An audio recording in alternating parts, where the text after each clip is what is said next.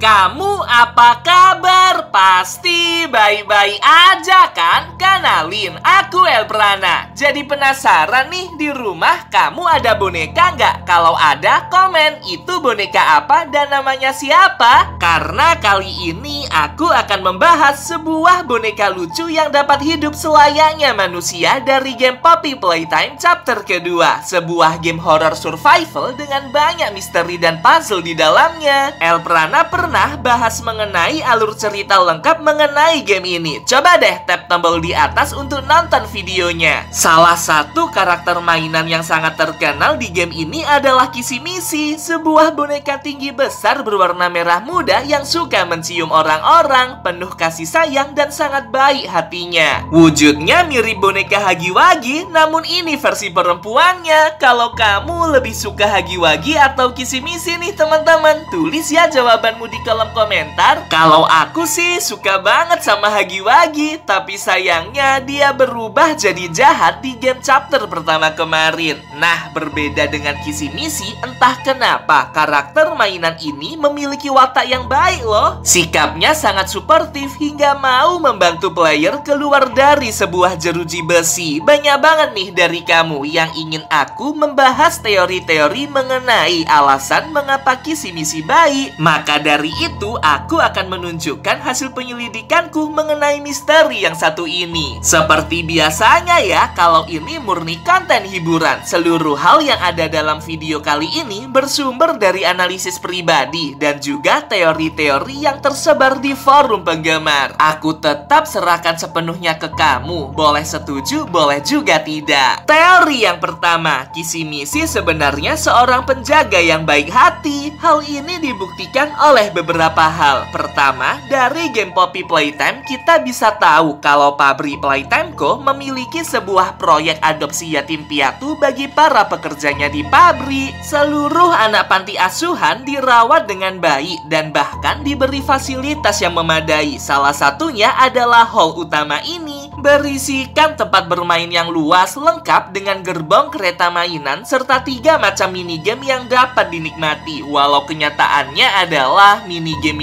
tersebut memiliki tujuan tersembunyi untuk menilai kelayakan mereka. Masing-masing dari anak yatim piatu itu dievaluasi berdasarkan kriteria, kemudian dibunuh dan jiwanya dimasukkan ke dalam cangkang plastik, yakni mainan-mainan Playtime Co yang setelah proses produksi didistribusikan ke seluruh dunia untuk dijual. Eksperimen inilah yang membuat mainan hasil produksi Playtime Co terlihat lebih hidup dan menarik sehingga laris di pasaran. Kedua, sebuah VHS tape menjelaskan bahwa prototipe alias salah satu eksperimen gila para saintis memerlukan sebuah tekanan agar mainan-mainan itu tidak menggila dan menjadi jahat. Coba deh dengerin rekaman ini sebentar. The prototype seems to possess an unprecedented level of intelligence beyond that of all other test subjects, as well as an alarming willingness to commit violence.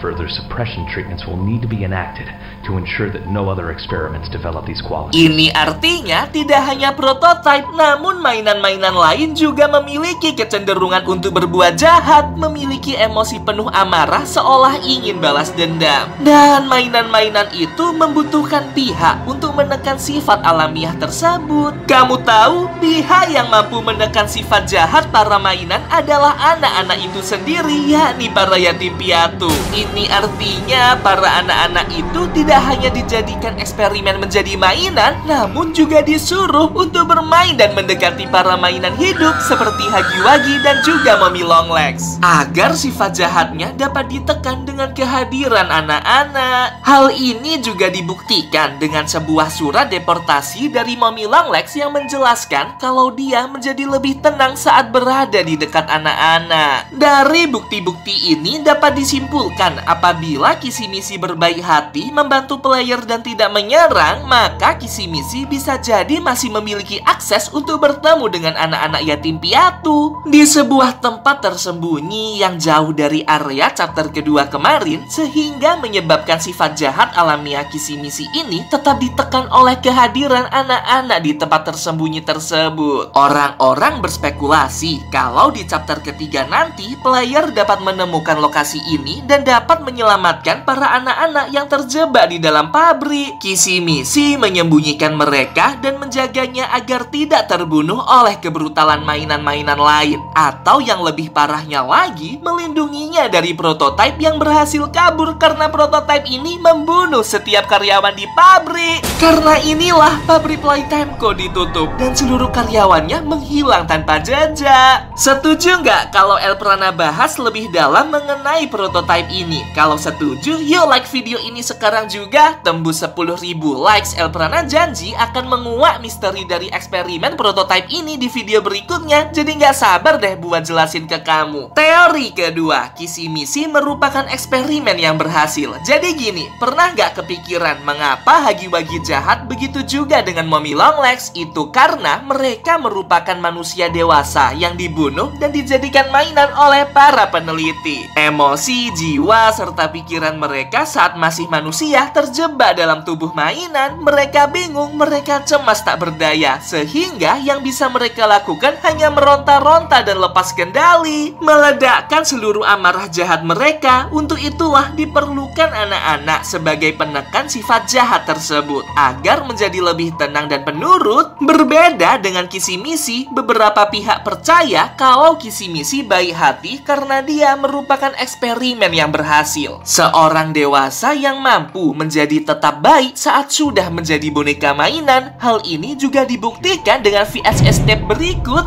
I'm not worried about myself. One breakthrough and I'll be back. We must forge onwards in the name of science, whether those who are beneath us understand it or not.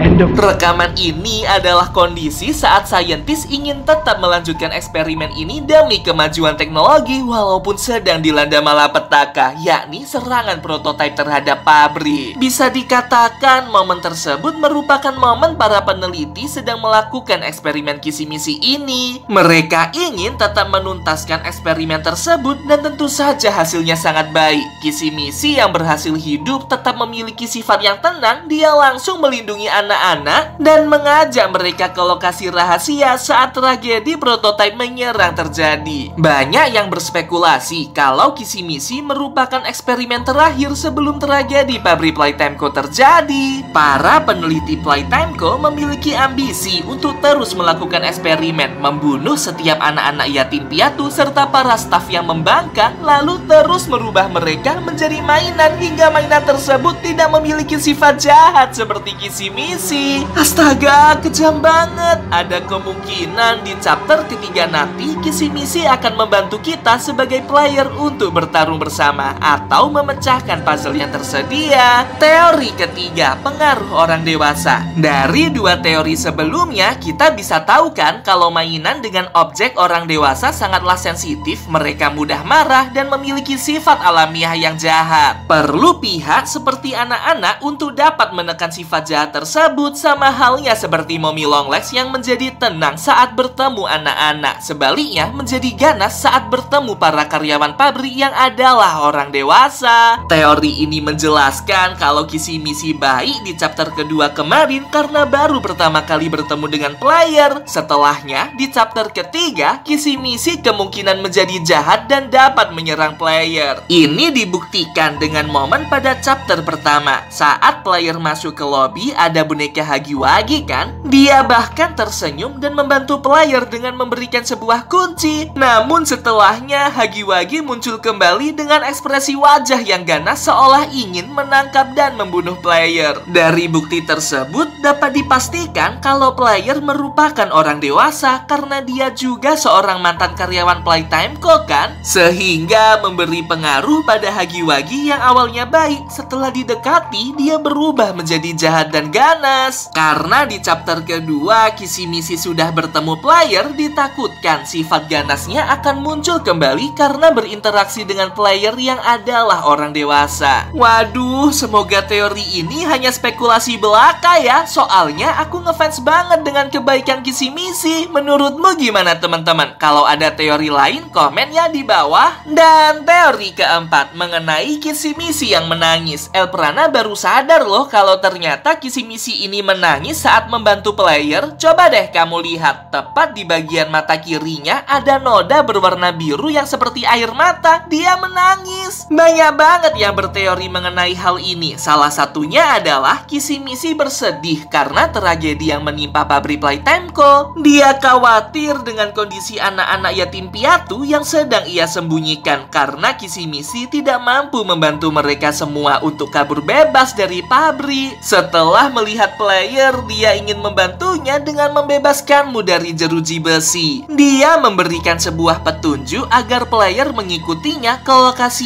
ia menyembunyikan anak-anak. Namun ada juga yang berspekulasi kalau itu hanyalah bug. Jadi gini, Kisi-Misi tuh dibuat dari model karakter Hagiwagi 3D yang berwarna biru, namun warnanya diubah jadi merah muda. Namun karena ada kesalahan rendering, akhirnya muncul decay atau noda biru dari modeling Hagiwagi sebelumnya. Dan secara kebetulan terletak tepat di bawah mata, kayak ditimpa gitu. Masuk akal juga sih, jadi bingung mau percaya teori yang mana. Ya, inilah beberapa teori alasan mengapa Kisi-Misi baik. Gimana nih menurut kamu? Dari teori barusan, mana yang menurutmu dapat dipercaya? Komen ya, aku ingin tahu pendapat kamu. Oh iya, kalau kamu ingin merekomendasikan topik untuk dibahas di video berikutnya, jangan sungkan buat kirim ke email aks.elprana@gmail.com. Aku tunggu ya rekomendasi dari kamu. Sampai jumpa.